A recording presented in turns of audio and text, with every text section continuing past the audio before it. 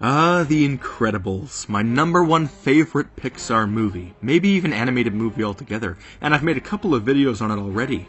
One where I tried calculating the maximum strength of their powers, and one where I combined the theories of a dozen other theorists to create a grand concept of Syndrome's plan. But today, upon watching a few videos by the YouTubers Super Carlin Brothers, scanning through the comment sections of multiple different videos of mine, and diving into the deep depths of Reddit fan theories, I figured something out that may or may not work for the movie, but regardless, it is cool.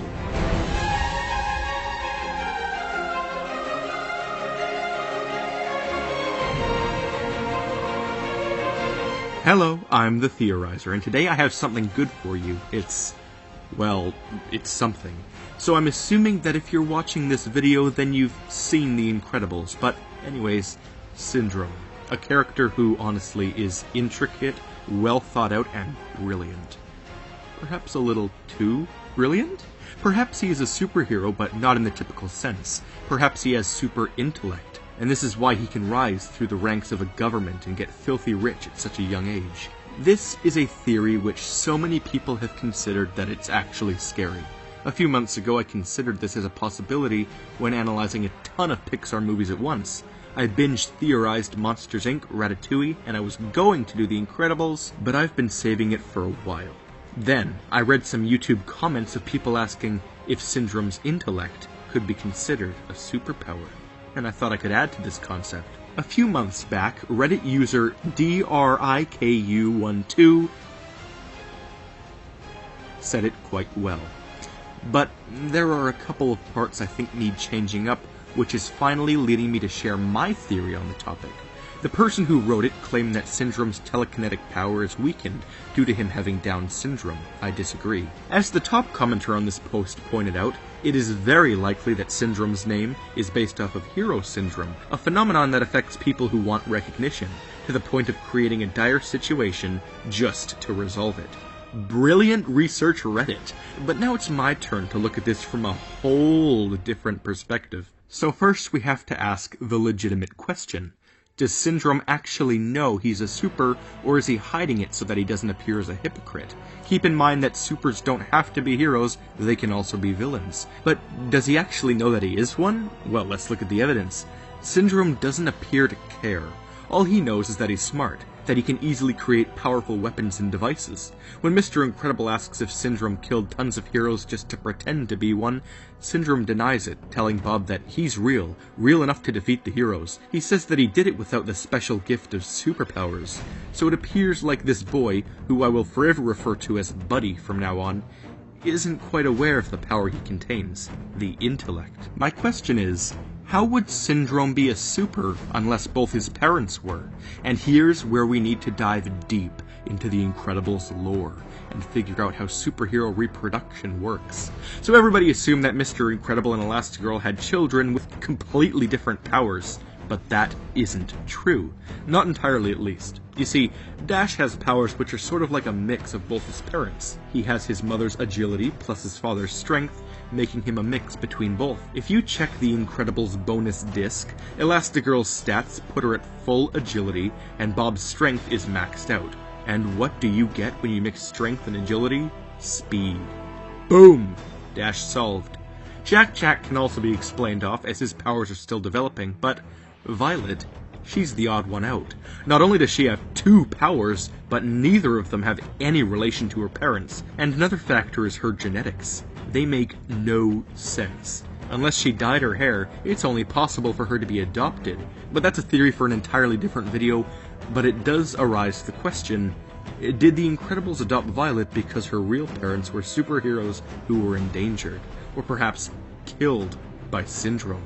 As I said, that's for a totally different day. But what we get from this interesting observation is that Syndrome can only be a superhero if one of his parents is. Based off of Dash, we can assume that a super child will be about half as powerful in a certain area. Dash is half as powerful as Helen and half as powerful as Bob, but it's only because he shares both of their powers. So if Buddy had a father or a mother who had superb brain powers, then he should as well, but to half the extent. This is unless, of course, both of his parents were intellectual supers, and thanks to the special bonus disc I actually bought, we can figure out if any of the supers he killed match the description of his parents. But before we start, I want to point something out. YouTubers the Super Carlin Brothers made an interesting observation, that Syndrome clearly has daddy issues. Does he have some massive daddy issues? Absolutely. Am I good enough now? You can't count on anyone, especially your heroes. Make sure his mom knows what he's been doing. I'll be a bigger hero than you ever were. That he looks up to Mr. Incredible as more of a father figure than a friend, almost like he's attempting to compensate for the father who's never around. Both Ben and Jay concluded that his father may be working for the government, and that Syndrome may have inherited his intelligence, but there's another option here, that his father's never home because he's out fighting crime. Unbeknownst to Buddy, of course. And this all comes in a full circle when you look at what Mr. Incredible knows about Buddy's family. He tells the cops to inform Buddy's mom about his antics, implying that he knows at least something about his family. And if you watched my other theory, then you know that I'm almost certain Buddy had a direct tie to the government, or in the least, the NSA. Which, yes, I know stands for the National Security Agency in our world, but I actually found direct confirmation on Disc 2, which definitively said that it actually stands for the National Supers Agency. So I was pretty close with my old video, but for even more proof that Syndrome's affiliated with the NSA, look no further than the fact that he has literally all of their files, and the same computer. But more on that in a minute.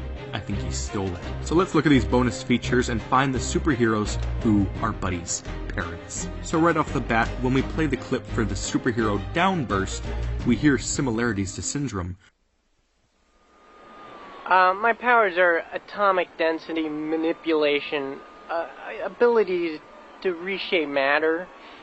Say you have a cut or a boo-boo on your arm, I can, I can probably do something about that. I'm not exactly a Band-Aid. I'm a little bit better than that. I'll actually heal it. The nerdiness they both share.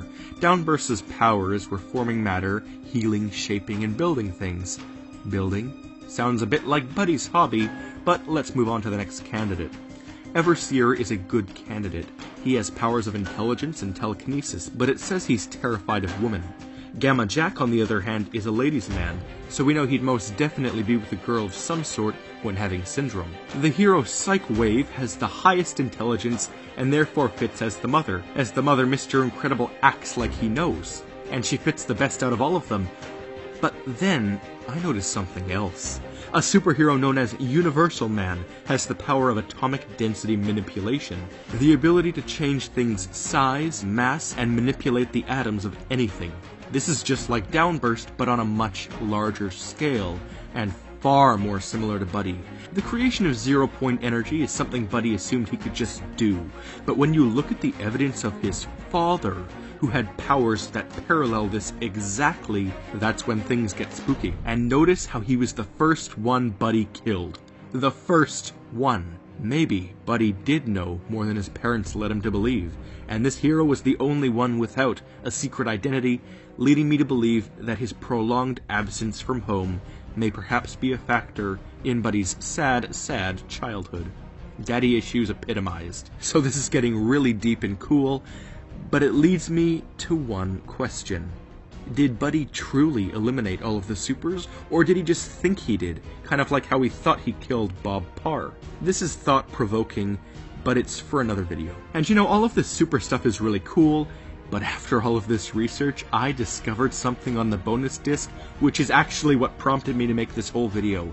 It 100% confirms the theory that Buddy had the government's files, but does not mean that he was working with them. It also proves that Buddy's mother may be Psych Wave. Do you want to have an epic mind blow? Well, get a load of this. The bonus disc explains that various heroes formed groups. One in particular is known as the Phantasmics. It has Macroburst, Plasma Bolt, and it did have Gazer Beam until Everseer took over his position. But there's one final member to this team. You guessed it, Psych Wave. And you will not believe where their headquarters are located. They are located on a secret mid-ocean island. Sound familiar?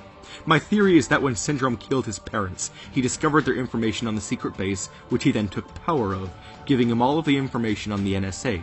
This funded his plans, let him build inventions, and pursue a life in supervillainy. Notice the order in which the supers are eliminated.